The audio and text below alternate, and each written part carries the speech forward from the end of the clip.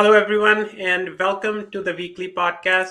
I'm your host, Gurtej Atwal, and today we have John Palmer as our guest. Welcome, John, and thank you very much for your time. Thank you, Gurtej. Thank you and good evening, and thank you for having me tonight. Yeah, no, we all know John, and we all are grateful for his contributions to the city of Tracy and Central Valley.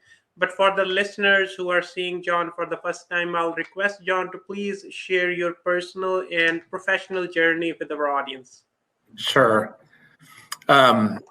So my journey here in Tracy is probably not dissimilar to a lot of folks that we talk to and hear about, Gurtej, and the fact that my family moved to Tracy in the late 70s, and it was really because it was a place where my father, as a police officer in the Bay Area, could move a family of 5 from the Bay Area to a house that, we were outgrowing our house in Livermore, so needed a little bit bigger house that was affordable and really was seeking an opportunity where we can buy not only a little bit larger house, but seeking an opportunity where my mother did not have to work anymore and she could stay at home and help raise myself and my 2 older sisters.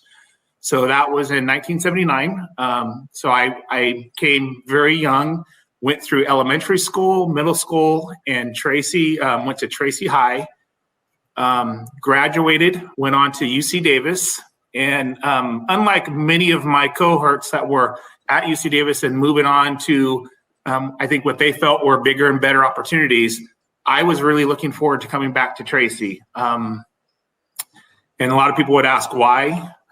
I have very fond memories of growing up in Tracy. It was a small town. I was mentored by many different aspects, not only teachers, but coaches, close friends. And I really had an opportunity to come back and live with one of my really dearest friends. So when I came back to Tracy, I knew it was really a place where I wanted to raise a family. So I ended up marrying a high school sweetheart that we started dating after I got back to Tracy, got out of college. And we quickly, I think, shared a dream of living in Tracy and raising a family here in Tracy. Professionally, probably a little bit more up and down for the fact that I was, coming out of UC Davis, I wasn't really sure what I wanted to do for a career. So as I returned to Tracy in about 1995, a year out of graduating from Davis. I had, for a couple years, I had jobs, not careers. I was really looking for what I wanted to do. And in 1997, I was hired by the city of Tracy. I spent 8 years with the city of Tracy, felt that was also mentored there by some very smart folks that kind of opened up my eyes to not only a career, but what I wanted to do with my professional career. So after about 8 years at the city of Tracy, I had an opportunity to work on the private side and spent a year in land development and entitlement throughout the valley from Merced all the way to Sacramento. Was doing some work in Tracy and Manteca. And in 2005, I had an opportunity to come work for Tracy Hills, who I'm still with today, and had a great opportunity to be a key part of project management with Tracy Hills from the start of entitlement in 2005 through 2020, basically entitling a project through its first phase, through all aspects of agency permitting to now constructing a project that we're in our first phase, finishing our first phase, and now starting our second and third phase of Tracy Hills. No, thank you very much, John. So as you shared with us, you grew up here, then you had to go for an education in UC Davis, then you decided to come back. So this is one of the key points. Many of us don't get that opportunity. Or the other thing is we have to always think about it. Yeah, we have to go back where we grew, where we kind of went to our schools.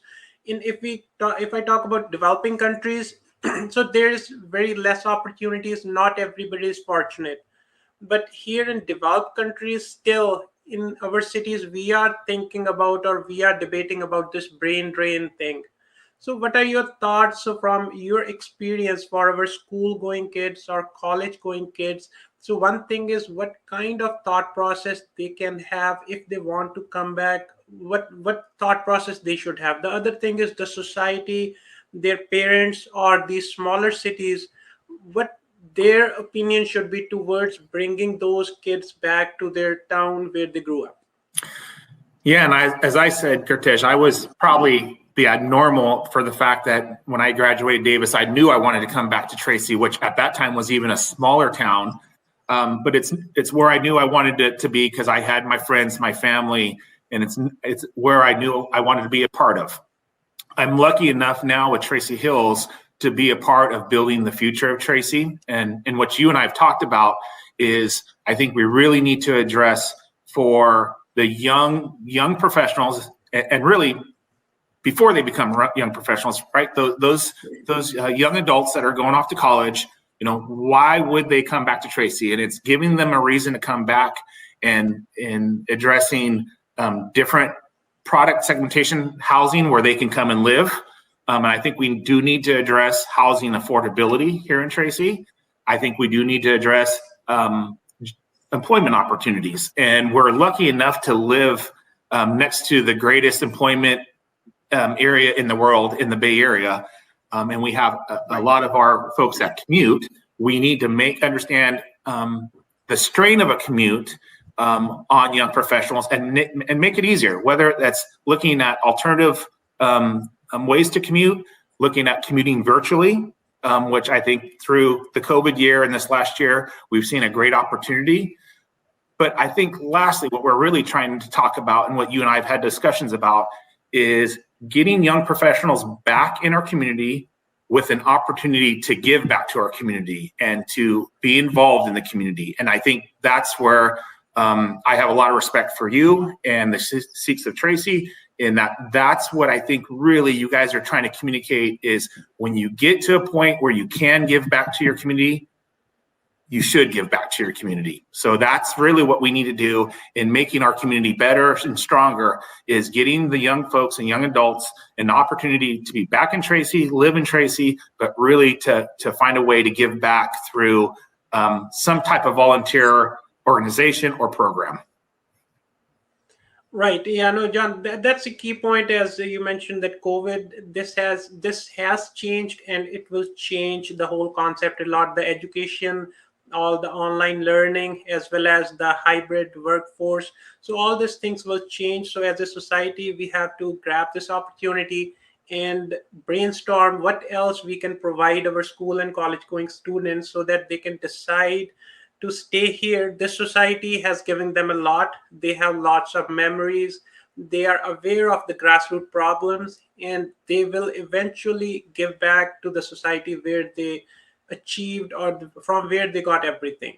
So just on the same point, so you were awarded 2020 Community Award recipient as a Male Citizen of the Year for the City of Tracy. So City of Tracy, they thanked you, or they appreciated your contributions towards the city. You are involved in multiple capacity. Whenever you have an opportunity, you give back to the society. So for our kids, for our listeners, so everyone is busy with their family as well as their professional life. So what was your thought process where you thought, no, I have to get involved to the society, whatever I can, I have to give back to the society? And the other thing is, what kind of opportunities or options were in front of you, what you opted, how you give back to the community?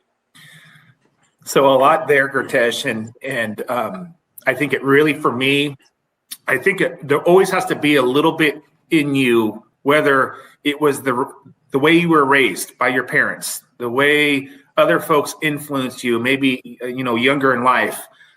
So I think a little bit of that, willingness to give back has to be in you, has to be ingrained in you. I do think I had that, but I also think I had some great mentors, and as I was starting off my career, I had some great mentors that basically taught me there really is an obligation to give back. And, when I touched on, can you give back? You are making sacrifices, but when you get to a point in your life where you can, I really feel it's an obligation to give back. We are all in this together and making communities stronger. Our communities are only strong and only get stronger when folks give back. And there is many different layers and many different ways people can volunteer. I'm involved in the Chamber of Tracy. I'm involved in the Boys and Girls Club. I've been involved in youth sports, whether that's basketball, football, or baseball. I've been involved in high school sports. In large part, it's because of my kids and what they get into. But I also see, that a lot of these programs, and I know you're involved in Boy Scouts, correct? It's right. Yes. We get involved in what our kids' interests are, but in large part, most people that are aware will notice that these organizations, need folks to lead, to be organized. And I think whether you start off, as a baseball coach in Little League, you will see that there is a board of Little League that really makes sure that there's programs available for hundreds and hundreds of kids, whether that's football, basketball, softball, Boy Scouts. For myself, I was involved in all of those early on when my kids were younger, but I also knew I just had a calling. I have a soft spot in my heart for youth, and the Boys and Girls Club I thought was the perfect outlet because really, we're helping the kids in our community that need our help the most. So I'm very proud of my work at the Boys and Girls Club. I'm very proud of my work with the Chamber. And the recognition of Male Citizen of the Year was a great honor. And, what I recognize is that honor, in large part, is due to the volunteer work that I've been involved in. So very proud of that. Yeah, no, thank you, John. The main part you touched, it's the mentorship thing. So when you were growing up, you were seeing your mentors. So one follows their path. So now we all, as a parents, as kind of society members, we have the opportunities. Games, those are the wonderful things where we play with them, where we teach them, and the kids, they learn from whoever they see the good things, which they can incorporate and they can follow back. And John, yeah. And I do, and Gartesh, I'm sorry for interrupting, but I will say that youth sports and youth programs, Boy Scouts that you're involved in, or Girl Scouts, what really they're doing, they have to be fun for our youth, because if they're not fun, they don't come back the next day. But really what I think I recognized early on are these programs, they are teaching life skills. And in large part, the kids don't know it. I think the adults that are involved are aware of it, and the astute adults are very aware of it. But it's really teaching life skills through something that's fun for our kids. And I think across the board, we got to continue to recognize that. Just in general, I will say that, I will be out when I talk to anybody, I will say, get involved somewhere, somehow. And it's whether it is, there are other opportunities through service clubs. But I think our community is stronger when folks get involved. Right. Yeah, no, John, one thing nowadays, what we are seeing from past 5 or 10 years, the internet that has become more and more strong. So it's very challenging for the parents as well as for the kids to get away from their video games, from the internet thing. So as you're more and more involved with the sports and you are seeing kids in day-to-day, how to motivate them to just get away from those things, what are your tips or suggestions to the parents as well as to the kids? Gartesh, I don't know if I have a strong answer to that question. I do think it's a problem. I do know participation in sports. People think it would be trending up, but I actually think it's trending down. So I do think it is a systemic problem that we do need to address.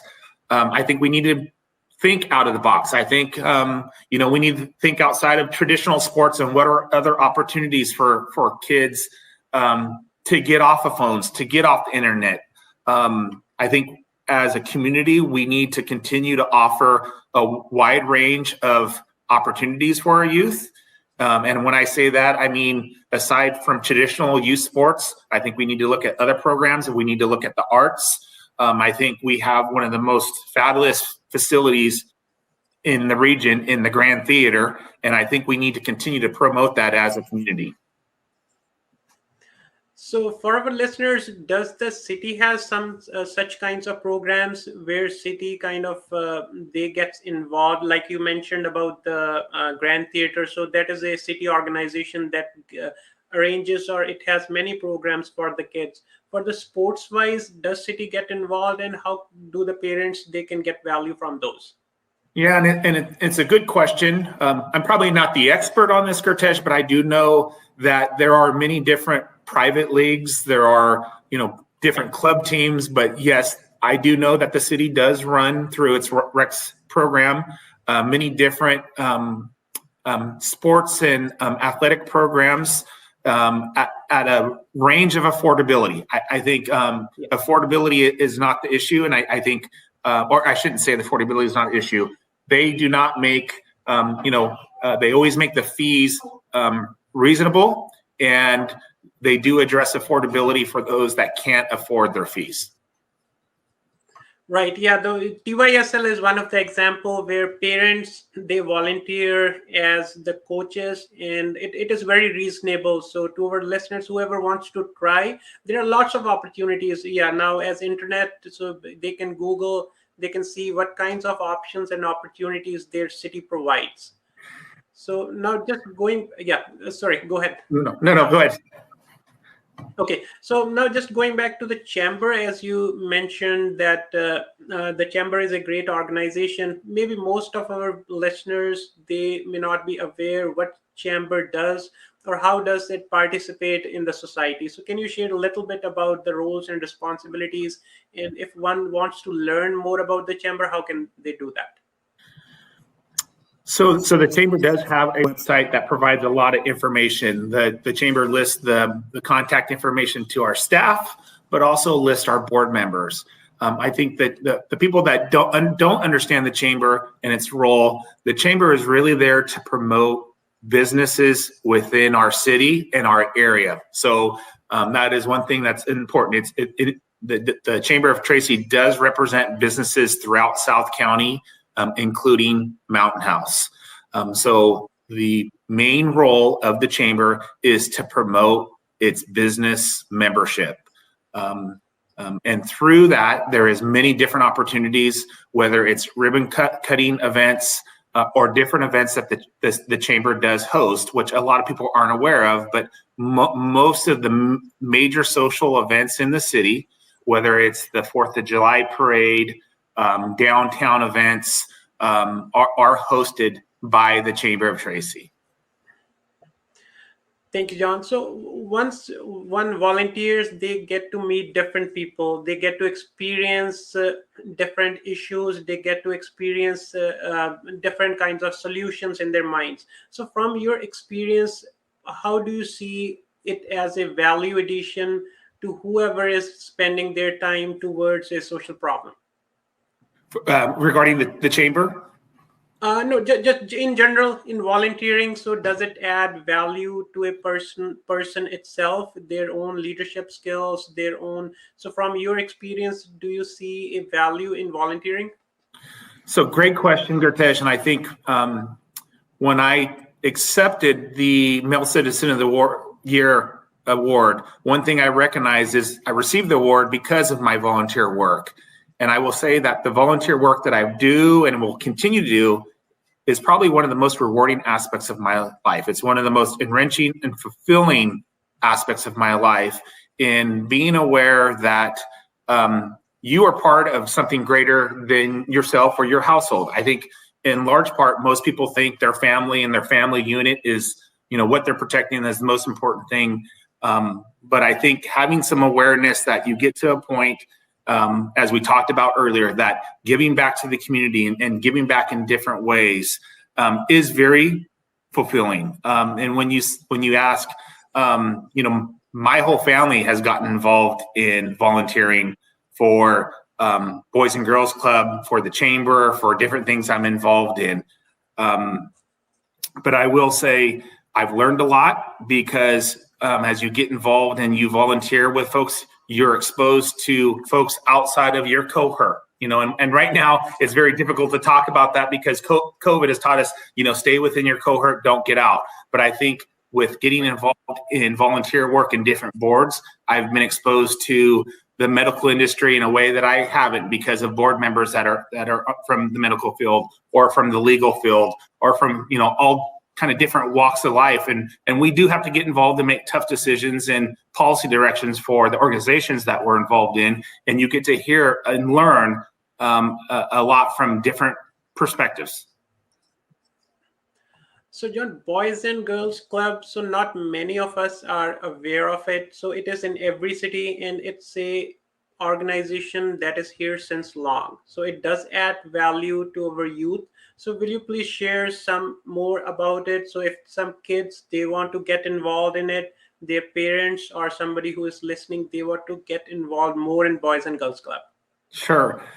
So the Boys and Girls Club here in Tracy, we run programs on 7 different sites here in Tracy, and we serve nearly 800 kids every day.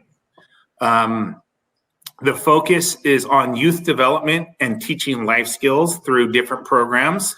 And again, touching on what we talked about earlier is making those programs fun, right? If it's not fun, the kids don't come back every day. But really, we teach skills, life skills through programs that are really fun and engaging. And again, I think oftentimes the kids that are involved, and they're kids from K through 8th grade, I think oftentimes they don't even understand that they're learning life skills through the programs that we offer. So again, it's programs on 7 sites throughout the city of Tracy. We target kids from K to 8th grade, and we serve over 800 kids every day here in Tracy. No, thank you very much, John. It's very valuable. Whoever is listening, that's a great organization. At least we should be aware of these organizations, what are around us. We should be sharing it with our kids. So at some point, if they want to join these organizations, they're more than welcome to explore online, or maybe ask whoever is the expert, like they can ask John or anybody, so they can direct them or just to the right channel, so how they can join those. Yep, for sure. And we have the Boys and Girls Club Tracy, and it's BGCA at Tracy. BGCofTracy.com is our website. Offers a ton of information, and it gives you information about the programs, including the one and only inclusionary program in the city of Tracy. So the Boys and Girls Club, we do offer an inclusionary program. That's the only inclusionary program in the city.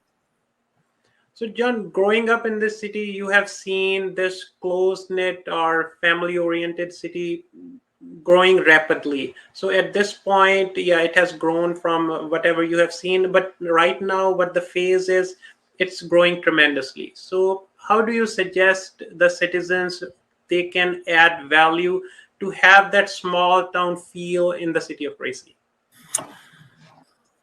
So interesting question, Gurtesh. So I moved to Tracy when it was just over 15,000 people. It is now, I believe, over just about 95 or 96,000 population. So I've seen tremendous growth through, so when I moved here and went to high school in the 80s, it was a one high school town, and you had that real small town where you knew everybody, or if you didn't know somebody, you saw them on a regular basis because it had that small town feel. Now that we're at multiple high schools at 96,000 people, I think one thing that I will say is it still has that small town feel. And I think Tracyites pride themselves on that because we are a community that gives back and gets involved. I think that's the theme of what we're talking about tonight is, that value added in being involved and getting involved and really maintaining that small town feel, right? You know your neighbors, you know folks, you see people downtown. I know you're very involved, Kirtesh, so you see a lot of people in many different aspects.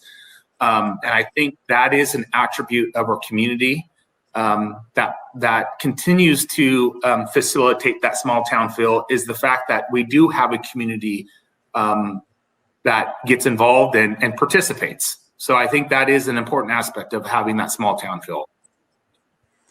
Yeah, no, and with the diversity as we have in our city and these kinds of engagements, it allows us to learn or even communicate with somebody from a different, coming from a different thought process. But when we kind of interact, we all see, yeah, we all share the same American values.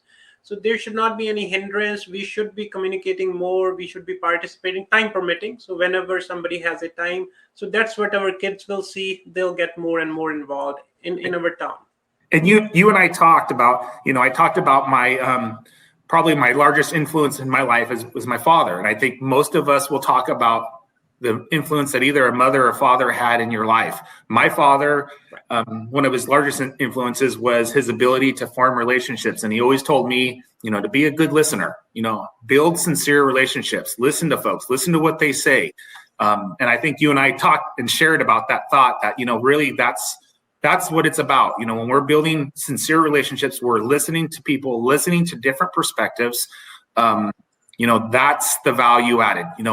Make sure you understand where somebody's coming from. And it's okay to have a different perspective. It's okay to disagree on something, but, maybe give somebody the time to let them explain, why they have a different thought. We only get better, because of differences. If we all thought the same and thought and acted the same, we wouldn't challenge ourselves, right? We wouldn't push ourselves. So I think, having differences is okay, but listen to folks. Give folks an opportunity to explain their differences.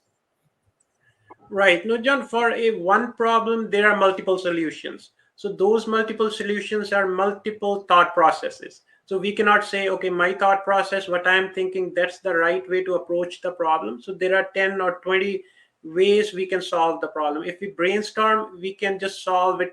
That's how the things work. So we should be working together. We should be patient. And the thing is, good listener. So that comes gradually, but that's the key point everybody has to have in their mind. That should be their goal, to listen to somebody, to assimilate the information, then react. So now in our society, that's the drawback. We are just closing our thought process. We are just hindering the listening part. We always jump on conclusion, or we always have something that is in my heart to say before listening to somebody.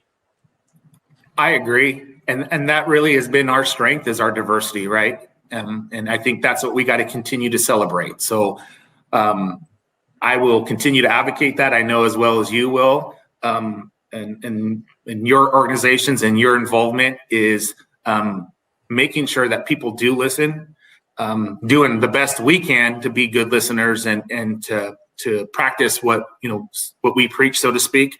But I really think it is an attribute that I have that's been probably my strength in character, is being able to listen and build strong, sincere relationships. Yeah, no, that's a tough task, but yeah, if somebody moves forward, they will definitely find value in this if they start to just forming a habit to listen to somebody what they are saying. And in the end, John, if I miss something you want to share, and as well, so message for our school and college going students you want to give.